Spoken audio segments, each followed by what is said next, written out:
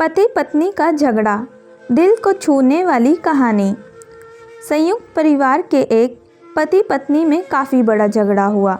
यह झगड़ा उन छोटे मोटे झगड़ों से ज़्यादा गंभीर था जो हर पति पत्नी में सम्मानित होता है, क्योंकि इस झगड़े में एक दूसरे की आलोचना करते करते बात इतनी बिगड़ गई थी कि पति पत्नी एक दूसरे से अब तलाक मांगने तक बातें करने लगे थे। संयुक्त परिवार के बाकी सभी लोग बहुत परेशान हो गए और वह सब किसी तरह इन दोनों को समझाकर इस झगड़े का अंत करना चाहते थे। जब सभी के प्रयास काम नहीं आए तो वे लोग पति पत्नी के इस जोड़े को घर के सबसे बुजुर्ग सदस्य यानी कि दादाजी के पास लेकर गए। जब दोनों पति पत्नी दादाजी के कमरे में प्रवेश किए तो दादाजी ने उन दोनों को बैठने के लिए कहा और फिर पूछा कि बताओ तुम्हारी समस्या क्या है।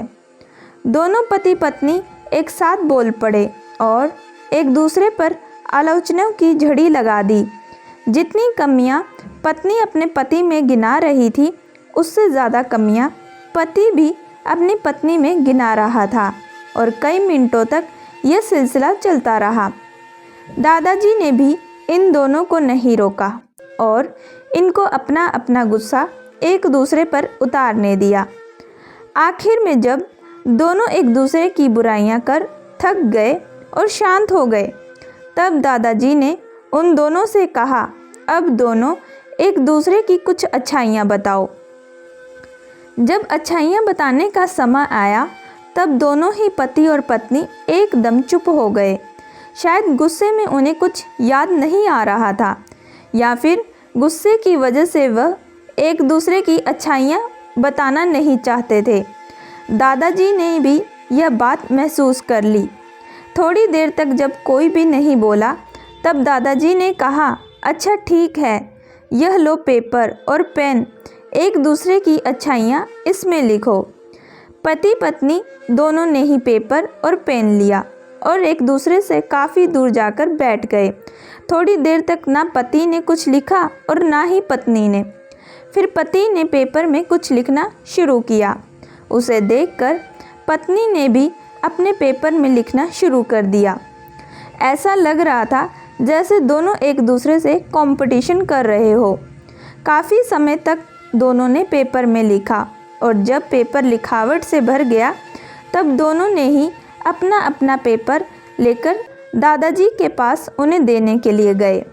दादाजी ने उन दोनों के ही पेपर लेने से मना कर दिया और कहा कि अपने अपने पेपर एक दूसरे को दे दो और पढ़ो।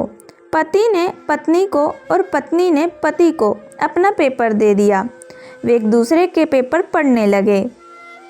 थोड़ी देर बाद पति और पत्नी दोनों के ही आंखों में आंसू थे।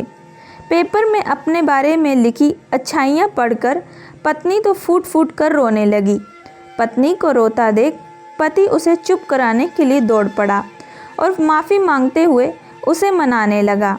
पत्नी ने भी पति से माफ़ी मांगी और माहौल ऐसा हो गया जैसे कभी कोई झगड़ा हुआ ही नहीं था।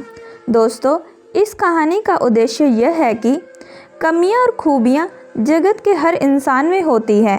अब हमारे ऊपर होता है हम कमियां देखकर अपने जीवन को नर्क बना ले या खूबियां देखकर अपने जीवन को स्वर्ग बना ले। दोस्तों, मैं आशा करती हूँ कि आप लोगों को ये कहानी पसंद आई होगी।